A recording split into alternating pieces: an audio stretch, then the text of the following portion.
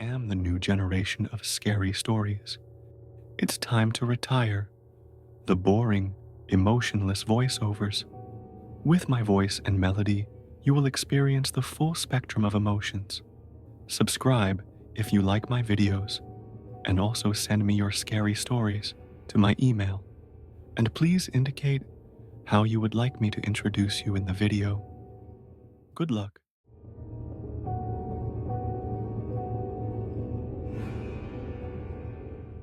When I was 9, I went to stay the night at my friend's house. A few blocks away, they hadn't lived at for too long. Another friend, a year or so younger that lived across the street, also decided to stay the night. For some reason, they thought it would be fun to sleep in the attic area above the garage. It didn't seem creepy, just stairs going up to a room, and there was a bed against the wall, and some other stuff stored up there in this small area. No door or anything, just open to the stairs. 3 of us slept in the bed, and I got the short straw of sleeping on the open side of the bed. M was in middle, and C against the wall. I was so scared I pulled the blanket up over my head, so there was space between my tummy and the blanket. I just always had to have one foot outside the covers. Still do. The other 2 were asleep, and I was just barely finally starting to sleep when I felt a fucking hand come out from under the bed and was feeling my foot. I was frozen. It felt hairy with nails, but this could have been my 9-year-old mind. So there was someone under the damn bed, and he was patting up and down my lower leg a little bit, like he was trying to figure out what baby part it was or something. Then this thing, or person, pulls themselves out from under the bed. I was with my head under the blanket so I could see them. They start touching the blanket, like patting it, and there was still that space between my body and the blanket. I could hear heavy, labored breathing, and it didn't seem steady on its feet. I remember a little stumbling as they were kind of patting the top of the blanket. Just then, M turns over, and while seemingly sleeping, her arm comes over the top of me and whacks them, and they stumble backwards. She was seemingly still asleep, like she just was turning over. After recovering from the stumble backwards, they start going down the stairs slowly. Then, once below in the garage part, it sounded like they were rummaging around the tools. I still had not moved.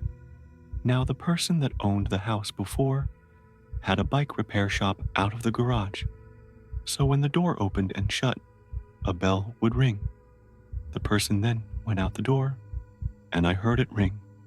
It was about a minute that I just laid there petrified.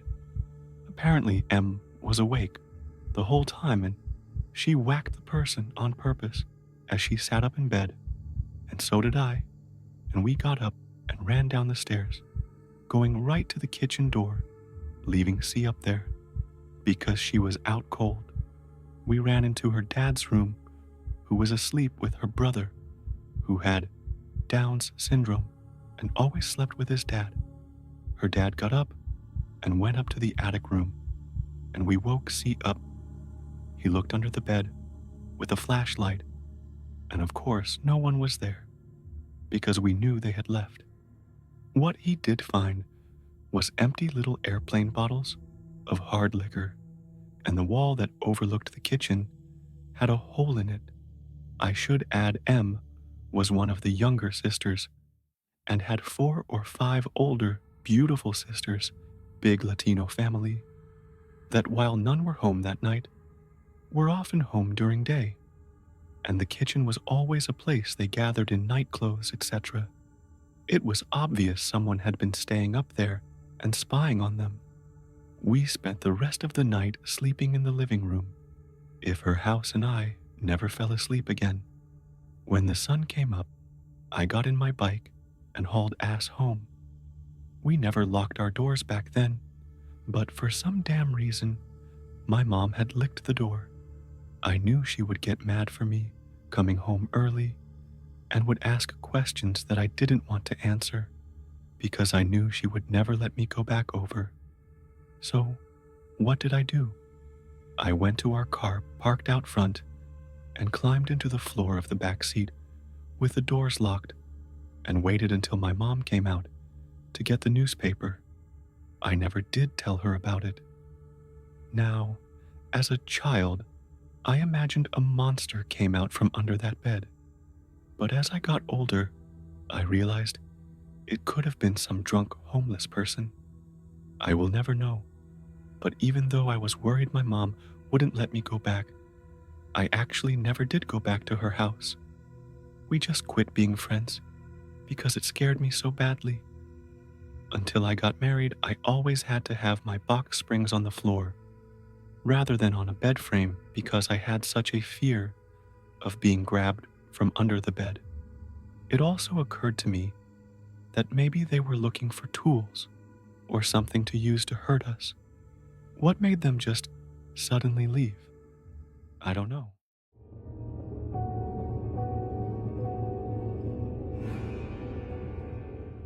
Have you ever heard of the game Bloody Mary?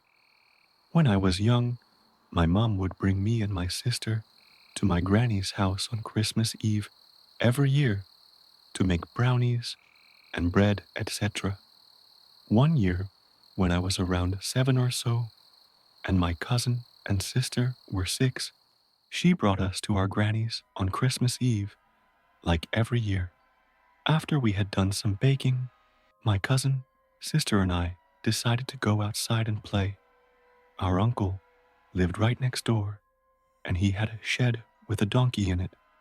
We went to see the donkey as usual and catch each other up on stories from school.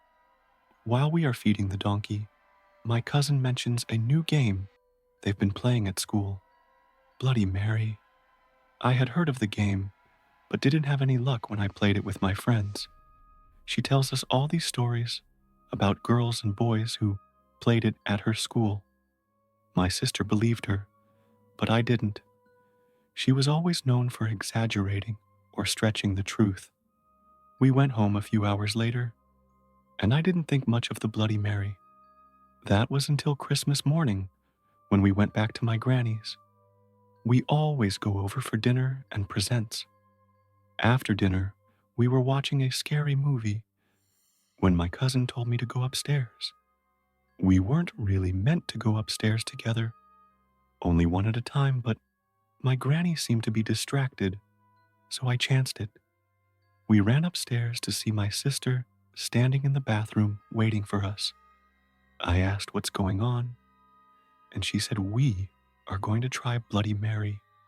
I didn't really want to, as I knew nothing would happen, but I decided to do it and prove to them that there's no such thing. We closed the bathroom door and turned to the light. In my granny's bathroom is a small mirror above the sink, and then on the wall opposite is a huge mirror. Apparently, 2 mirrors facing into each other, like that opens a portal to the dead. We obviously didn't know this at the time. My granny's house is very old and has been in our family for years. The 3 of us stood in a line and faced the mirror. We counted to 3 and chanted, Bloody Mary, Bloody Mary, Bloody Mary, Bloody Mary. We stood there, looking into the mirror, waiting for something to happen. I knew nothing would, but I was hoping it might. I looked really hard, not blinking, and that's when I saw it. Blood-red eyes staring right back at me. I nudged my sister and cousin and asked if they could see anything. They just nodded. The eyes got bigger, and eventually the 3 of us ran out of the bathroom screaming and crying. It's been 8 years, and we haven't never spoke about that night since. I'm not sure what my sister and cousin saw, but I do know that I'll never forget those blood-red eyes.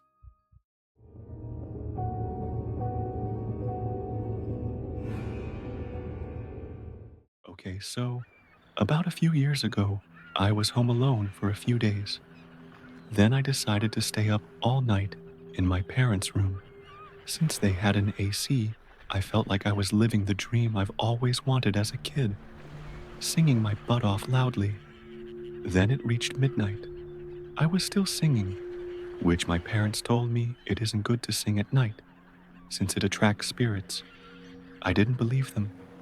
My mom, who is a religious person, always told me to not whistle, cut my nails, sing or cry at nighttime, since it is believed to attract spirits. But on that day, I decided to sing. Not thinking much of it, I got bored and stayed up till like 4 a.m. just by watching Horror Abandoned House, exploring videos by urban explorers. Then I got hungry, so I went downstairs to cook noodles. Now this is where it starts getting creepy. When I went downstairs, there was a foul smell. It smelled like a trash bin that hadn't been thrown out in a decade, and I didn't think much of it since I didn't take out the trash for 2 days. But the smell was so intense. Back to the noodles part. As I was making noodles, I heard something at my front yard. I stopped the gas stove and went to my window to check it out. By peeking out a little tiny bit, there was nothing, so I went back to making noodles. After the noodles was done, I ate while watching more horror movies and horror stories at the dining room until I felt super cold. I didn't turn on the fan downstairs since I didn't want to waste electricity. As I left the AC in my parents' room, running to have a movie night after I was done with my noodles. Then, as I continued to eat my noodles, I saw something white move next to the chair I was sitting in. I got scared a little bit, so I hurried up and head upstairs as I was done eating the noodles I made. When I was back at my parents' room, I didn't lock the door. I left the door open a little, tiny bit, because I felt like doing so. After an hour, it had been 5:40 a.m. or something, till I decided to sleep, but I couldn't.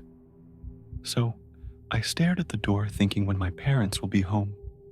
I curled up in a ball and wrapped myself in my blanket and covered my head too, leaving a small gap for me to get air to breathe and be able to look at the door until I saw something extremely tall just walked across my door. From what I remembered, the whole thing was like a rotten flesh kind of color. I had chills run down my spine. I thought it was probably my imagination or something, since I was half asleep at that time. I then heard something downstairs. For your information, I had turned off all the lights except for the one outside my parents' room, which leads to the staircase to go downstairs. My heart at that point probably reached like 100 beats per minute. Till this day, I still didn't know what that thing was or who it is. After that incident happened, my parents came home. I told them all about the things that happened, but they laughed it off and didn't believe me, saying it was probably my imagination and that I was pranking them. But till this day, I'm still in this same house.